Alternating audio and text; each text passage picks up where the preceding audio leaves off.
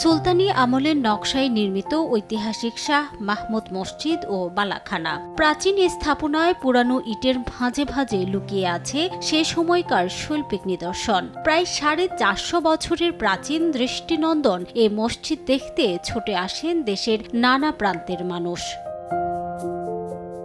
ইট আর সুরকি দিয়ে তৈরি একটি উঁচু প্ল্যাটফর্মের উপর বর্গাকার এই মসজিদের অবস্থান। মসজিদে প্রবেশের পথে চোখে পড়বে আয়তাকার দুচালা একটি ঘর। এর ভেতর দিয়ে মসজিদে প্রবেশ করতে হয়। মেহরাবগুলোতে রয়েছে টেরাকোটার নকশা। প্রতিটি কলামে লতাপাতা সহ নানা শিল্পকর্ম চোখে পড়বে। মেহরাবের উপরে বিভিন্ন ফুল সমেত বিভিন্ন লতা পাতার নকশা রয়েছে।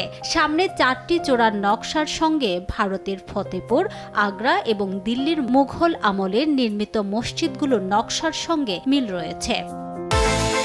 বিকাশ পেমেন্টে 10,000 টাকার বেশি অফার। শপিং চলছে তো।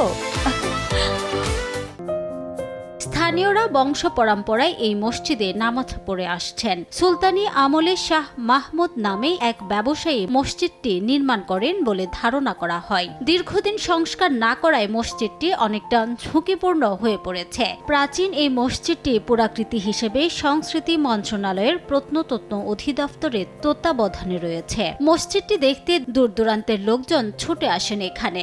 এই মসজিদকে দেখার জন্য সারা বাংলাদেশ থেকে প্রতিদিনই লোক আসতেছে, এমনকি এই হিন্দু ভাইয়েরও তার বাস। পুরনো জিনিসগুলো দেখার মধ্যে আসলে আলাদা একটা শান্তি কাজ করে। সরকারের পক্ষ থেকে যদি আসলে এইসব মসজিদ সংরক্ষণের জন্য কোনো একটা পদক্ষেপ নেওয়া হয় অনেক সুন্দর হয়, কারণ এগুলো তো আমাদের পুরনো ঐতিহ্য, আর ওইগুলো তো আমাদের বহাল রাখা বা ওইগুলো সুন্দর রাখা, ওইগুলো ঠিকঠাক মতো দেখে রাখা, এগুলো আমাদের জনগণের দায়িত্ব, সরকারেরও দায়িত্ব।